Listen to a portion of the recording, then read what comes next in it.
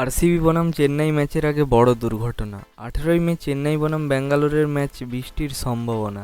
আপনারা জানেন এই ম্যাচ কতটা গুরুত্বপূর্ণ দুই টিমের জন্য। এই ম্যাচ হওয়াটা খুবই দরকার। আরসিবি বনাম চেন্নাইয়ের এই ম্যাচ বেঙ্গালুরুর এম চিন্নাস্বামী স্টেডিয়ামে এই ম্যাচ দেখতে পাওয়া যাবে।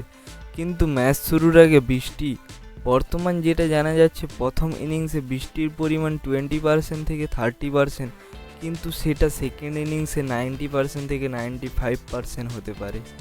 এই ম্যাচ যদি বাতিল হয়ে যায় তাহলে সহজেই চেন্নাই কোয়ালিফাই করবে এবং আরসিবি প্লে অফ থেকে বেরিয়ে যাবে। বৃষ্টির কারণে এই ম্যাচ যদি কম ওভারের হয় তাহলেও অসুবিধাতে পড়বে ব্যাঙ্গালোর, কারণ চেন্নাইয়ের থেকে আরসিবির রান রেট কম। আরসিবিকে কোয়ালিফাই করার জন্য চেন্নাইকে 18 রানে হারাতে হবে অথবা 11 বল থাকতে থাকতে ম্যাচ ফিনিশ করতে হবে। ব্যাঙ্গালোর মোট 14 পয়েন্ট পর্যন্ত যেতে পারবে আর চেন্নাই 16 পয়েন্ট পর্যন্ত যাওয়ার সুযোগ রয়েছে। ব্যাঙ্গালোরের জন্য এই ম্যাচ হওয়াটা খুবই দরকার এবং সেটাও 20 ওভার হলেই ভালো হয়। যদি ধরি বৃষ্টির কারণে 12 ওভারের ম্যাচ হলো এবং চেন্নাই ব্যাট করে 150 রান করলো, তখন আরসিবিকে 9.5 ওভারে ম্যাচ জিততে হবে। তাই পুরো 20 ওভার ম্যাচ হওয়াটা খুবই জরুরি।